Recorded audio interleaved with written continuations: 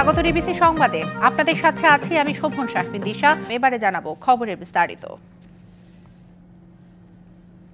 স্বতন্ত্র বিশ্ববিদ্যালয়ের দাবিতে সোমবার মহাখালীতে রেলপথ এবং সড়ক অবরোধের ঘোষণা দিয়েছে তিতুমির কলেজের শিক্ষার্থীরা। দাবি আদায় না হওয়া পর্যন্ত কলেজ শাটডাউন ঘোষণা করেন আন্দোলনকারীরা। রাতে সংবাদ সম্মেলনে শিক্ষার্থীরা জানান, বেলা 11টা থেকে Mohakhali rail gate, Amtali, Badda link road এবং গুলশান এলাকায় অবরোধ পালন করবেন তারা। আগামীকাল যে বিষয়টি স্পষ্টভাবে উল্লেখ করে দেওয়ার জন্য আজকে আলোচনা করছি তা হচ্ছে সকাল 11টা থেকে রাত 10টা পর্যন্ত Barasat barricade two Dhaka north সিটির আমাদের কর্মসূচি চলমান থাকবে। বিশ্ববিদ্যালয় রূপান্তরের দাবিতে রবিবার সড়ক অবরোধ করে বিক্ষোভ করেছে তিতুমির কলেজের শিক্ষার্থীরা। এতে প্রায় 3 ঘন্টা মহাখালী বিমানবন্দর সড়কে যান চলাচল বন্ধ হয়ে যায়। এছাড়া 2 দফা কলেজের সামনের সড়ক অবরোধ করায় আমতলী গুলশান 1 সড়কের যান চলাচল বন্ধ থাকে। এতে ভোগান্তিতে পড়েন সাধারণ মানুষ। এদিকে শিক্ষা উপদেষ্টার বক্তব্য প্রত্যাখ্যান করে বিশ্ববিদ্যালয়ের দাবিতে অনড় শিক্ষার্থীরা। তিতুমির কলেজকে বিশ্ববিদ্যালয়ে রূপান্তরের দাবিতে রবিবার দুপুর 12টার দিকে সড়ক অবরোধ করে শিক্ষার্থীরা। এতে মহাখালীর আমতলী থেকে গুলশান 1 সড়কে যান চলাচল বন্ধ হয়ে যায়। পরে সন্ধ্যার দিকে বিক্ষোভ মিছিল নিয়ে মহাখালীর আমতলী মোড়ে অবস্থান নেয় তিতুমিরের শিক্ষার্থীরা। এ সময় মহাখালী বিমানবন্দর সড়কে 2 ঘন্টা বন্ধ থাকে যান চলাচল। আমাদের তিতুমির বিশ্ববিদ্যালয় দিতে হবে, না হলে আমরা রাজপথ ছাড়বো না, আমরা রাজপথ অবরোধ করব। আমরা আমাদের দাবি আদায় না হওয়া পর্যন্ত আমরা ঘরে যাব না। এখন আমরা আন্দোলন চালিয়ে যাব যতক্ষণ না একটি স্বায়ত্তশাসিত পূর্ণাঙ্গ একটা বিশ্ববিদ্যালয় ঢাকা উত্তর সিটিতে না হয়, ততক্ষণ আমরা চালিয়ে যাব আন্দোলন। এক পর্যায়ে আমতলী মোড় থেকে সরে এসে কলেজের সামনে এসে অবস্থান নেয় শিক্ষার্থীরা। এ সময় আমতলী থেকে গুলশান 1 পর্যন্ত সড়কে যান চলাচল বন্ধ হয়ে যায়। শিক্ষা উপদেষ্টার বক্তব্য প্রত্যাখ্যান করে ক্ষুব্ধ প্রতিক্রিয়া জানিয়েছে শিক্ষার্থীরা। ওনারা তো এতদিন আমাদেরকে কিছু বলে নাই, আমরা তো আজকে আন্দোলনটা শুরু করি নাই, দীর্ঘ 3 মাসের আন্দোলন। তাহলে এতদিন ওনারা আমাদেরকে কোনো সিদ্ধান্ত দেয় নাই কেন? উপদেষ্টারা যে বক্তব্য প্রদান করেছেন সেই বক্তব্য আমরা মানি না, কারণ আমরা হচ্ছে স্পেশাল চাইল্ড না যে আমরা স্পেশাল ভাবে মেনে নেব। আমাদের অধিকার আমরা আদায় করে ঘরে ফিরব। এদিকে বিশ্ববিদ্যালয়ের দাবিতে আমরণ অনশনের 5ম দিন পার করল কয়েকজন শিক্ষার্থী। এদের মধ্যে অসুস্থ কয়েকজনকে নেওয়া হয়েছে হাসপাতালে। অনশনে আপাতত আছে 8 জন এবং অনেককে হসপিটালে নেওয়া হয়েছে। এখানে 3 জনের অবস্থা আশঙ্কাজনক। Mohaiminul Khan Apu, DBC news, Dhaka. Titumir college আলাদা বিশ্ববিদ্যালয় হবে না বলে স্পষ্ট জানিয়ে দিয়েছেন শিক্ষা এবং পরিকল্পনা উপদেষ্টা ডক্টর ওয়াহিদ উদ্দিন মাহমুদ।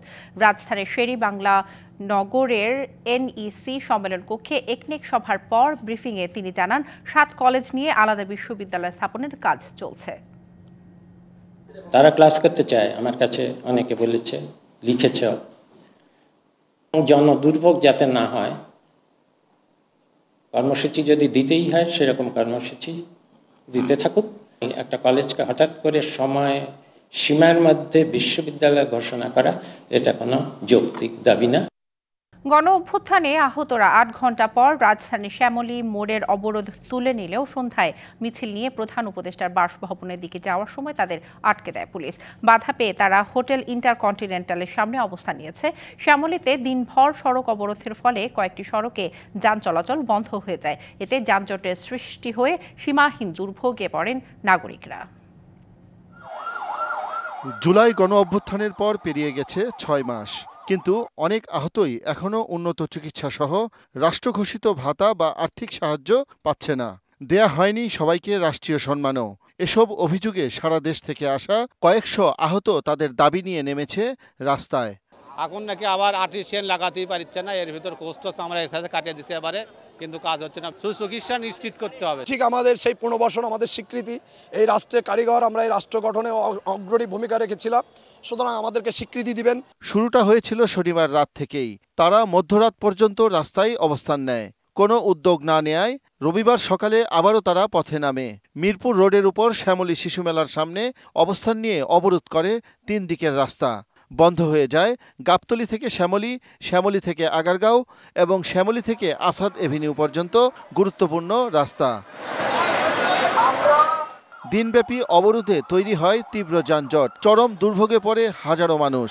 তো সকাল 10টা থেকে এখানে বসে আছি আমরা, এই অবস্থায় হাজারো যাত্রী বসে আছে।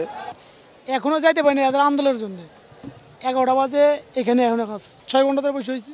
দিনব্যাপী সড়ক অবরোধের পর সন্ধ্যায় অবরোধ তুলে নেয় তারা। পরে মিছিল নিয়ে প্রধান উপদেষ্টার বাসভবনের দিকে হোটেল ইন্টারকন্টিনেন্টালের সামনে তাদের আটকে দেয় পুলিশ। পরে সেখানেই অবস্থান নেয় আন্দোলনকারীরা।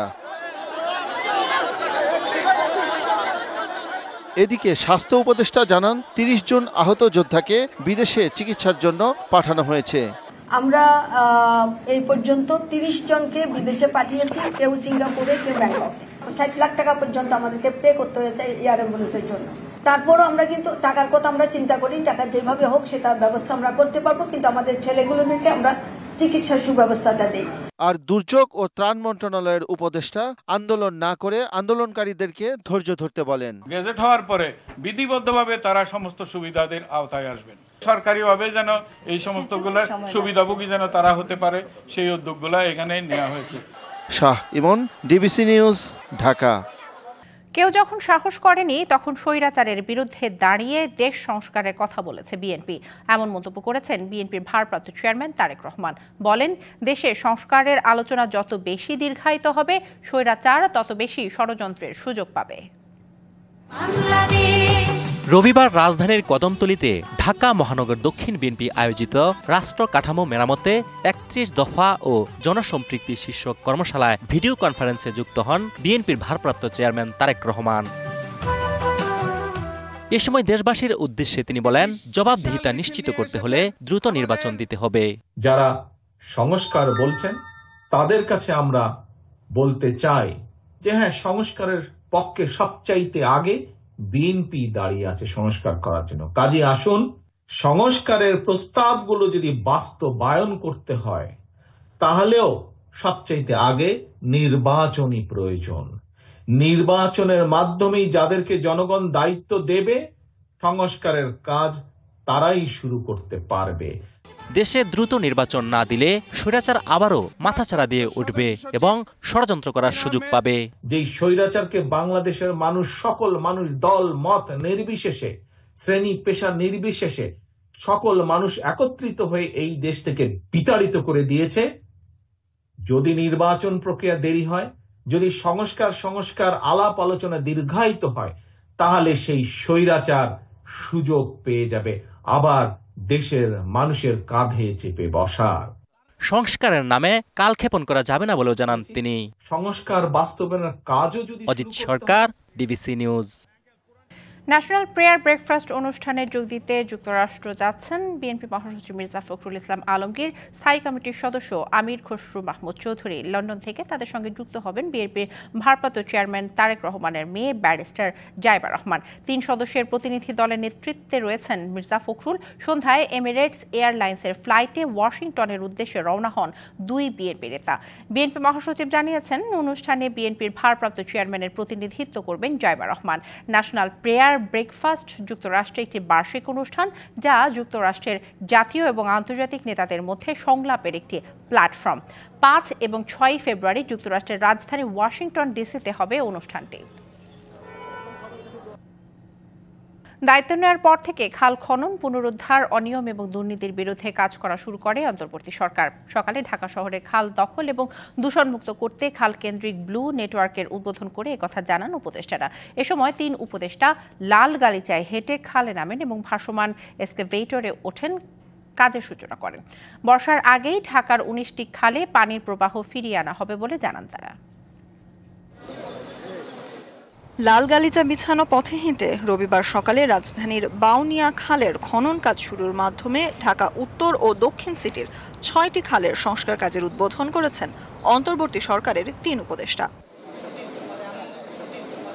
এই সপ্তাহে রূপনগর, বাউনিয়া, বেগুনবাড়ি, মান্ডা, কালুনগর খাল ও করাইল লেকের মোট 21.4 কিলোমিটার খাল উদ্ধার করা হয়। এ সময় স্থানীয় সরকার উপদেষ্টা বলেন, সরকারের পক্ষে সব সমস্যা দ্রুত শেষ করা সম্ভব না, তবে পরিকল্পনা দিয়ে যাবে এই সরকার। আর গণপূর্ত ও গৃহায়ন উপদেষ্টা জানান, দুর্নীতির মাধ্যমে দেশে অনেক ক্ষতি হয়েছে, এখন তা পরিবর্তন করবে সরকার। গত 15.5 বছর ধরে কিভাবে করে উন্নয়নের নামে টাকা পাচার করা হয়েছে, দুর্নীতি ব্যাপক করা হয়েছে। এর বাইরে এসে যদি আমরা কিছু কাজ করতে পারি, সেই কাজ পরবর্তীতে যারা আসবেন তারা এগিয়ে নেবেন। অতি স্বল্প সময়ের মধ্যে আমাদের পক্ষে অনেক বড় বড় সমস্যা সমাধান করা সম্ভব নয়। আপনারা জানেন, পুরো দেশকে ঠিক করে ফেলা আমাদের এই স্বল্প সময়ে সম্ভব নয়। তবে আমরা কিছু মডেল আপনাদেরকে দিয়ে যেতে চাই যে এভাবেও কাজ করা সম্ভব। আগে কাজের ক্ষেত্রে সরকারের সমন্বয়ের অভাব ছিল অভিযোগ করে পরিবেশ উপদেষ্টা বলেন, এখন এক হয়ে কাজ করছে আন্তঃমন্ত্রণালয়। আমাদের দূষণ মুক্ত করাটা রাতারাতি হবে না, ইট উইল টেক টাইম। আপনার সিওয়েজ কানেকশন 53 বছরে হয়নি, এখন আপনি 5 মাসে কেমন করে ফেলবেন? কিন্তু ইন্টারিম কোনো সলিউশন আছে কিনা আমরা সেটা খুঁজছি। আশা করি এই দুর্গন্ধ থেকেও কিছুটা হলেও আমরা মুক্তি দিতে পারবো। আসন্ন বাজেটের আগে রাজধানীর 6টি খাল পুরোপুরি উদ্ধারের কথাও বলেন উপদেষ্টারা। Sultana Swarna, DBC news, Dhaka. বৈষম্যহীন রাষ্ট্র বিনির্মাণে নাগরিক সমাজের ঐক্য গড়তে সংস্কার, জাতীয় ঐক্য এবং নাগরিক ভাবনা শীর্ষক নাগরিক সংলাপ অনুষ্ঠিত হয়েছে। রবিবার বিকেলে কক্সবাজার পাবলিক লাইব্রেরি এবং ইনস্টিটিউটের শহীদ সুভাষ হলে কক্সবাজার সিভিল সোসাইটির উদ্যোগে এই সংলাপের আয়োজন করা হয়। আয়োজকরা জানিয়েছেন, নতুন আকাঙ্ক্ষার বাংলাদেশে প্রান্তিক পর্যায়ে নাগরিক প্রতিনিধিদের ভাবনাকে জাতীয় পর্যায়ে তুলে ধরতে এই আয়োজন। শিক্ষাবিদ নাসির উদ্দিনের সভাপতিত্বে সংলাপটি সঞ্চালনা করেন কক্সবাজার সিভিল সোসাইটির সভাপতি আবু মোর্শেদ চৌধুরী খোকা। বক্তারা রাষ্ট্র সংস্কারে অন্তর্বর্তী সরকারকে যৌক্তিক সময় দেওয়ার প্রয়োজনীয়তা তুলে ধরেন। আমরা ঐক্যবদ্ধভাবে থেকে দেশটাকে সুখী সমৃদ্ধি বাংলাদেশ কিভাবে এগিয়ে নিয়ে যেতে পারি, এই জন্য আজকে আমাদের যারা অংশীজন আছে, বিভিন্ন দলের প্রতিনিধি, ছাত্র প্রতিনিধি, আমরা মতামত নিয়েছি কিভাবে সংস্কার হতে পারে, কিভাবে আমরা জাতীয় ঐক্যতে উপনীত হতে পারি। মূলত এটা নিয়ে আজকের এই ক্ষুদ্র আমাদের প্রয়াস।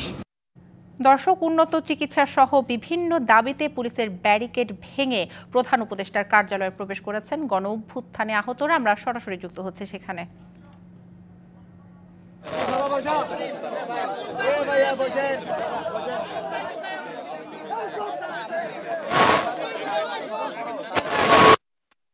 কার্যালয়, সেই কার্যালয় থেকে যেখানে আসলে আপনাদেরকে আমি দেখানোর চেষ্টা করছি যে আজ কিন্তু যারা জুলাই গণঅভ্যুত্থানে আহত যে মানুষগুলো ছিল তারা কিন্তু আসলে এখানে এসেছিলেন, ব্যারিকেড ভেঙে ঢুকে পড়েছিলেন। সর্বশেষ কিন্তু আসলে হাসনাত আব্দুল্লাহ এসেছেন এবং কথা বলছেন। আমরা সরাসরি সংযুক্ত করব দর্শক আপনাদেরকে যে আসলে এই বিষয় নিয়ে কি জানাচ্ছেন তিনি।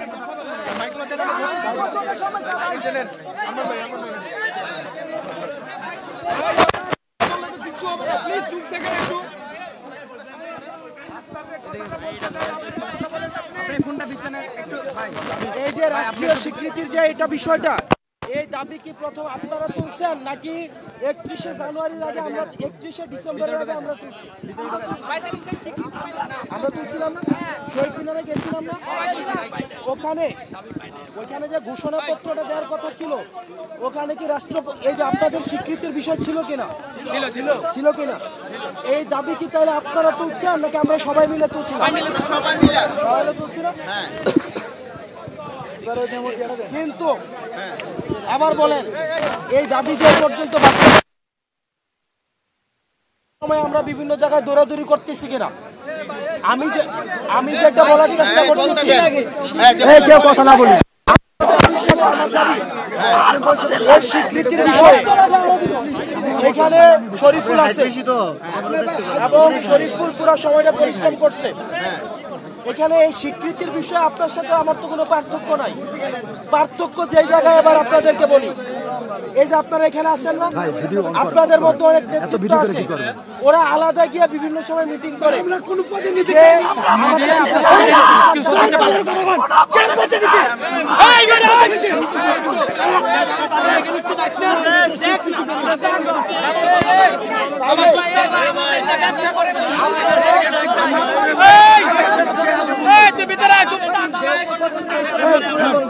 কথা বলতে দিন, তারপর আমরা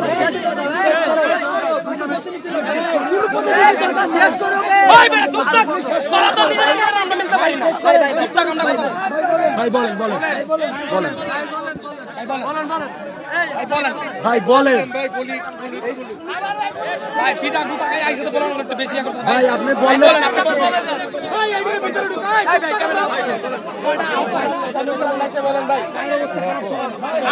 ভাই হাসনাত আপনি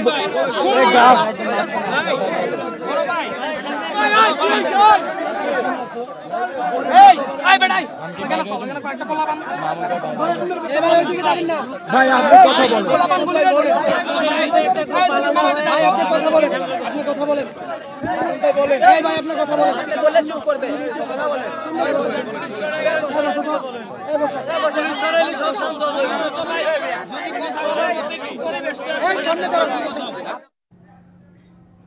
সংবাদ এই ছিল এখনকার মতো, সঙ্গেই থাকুন।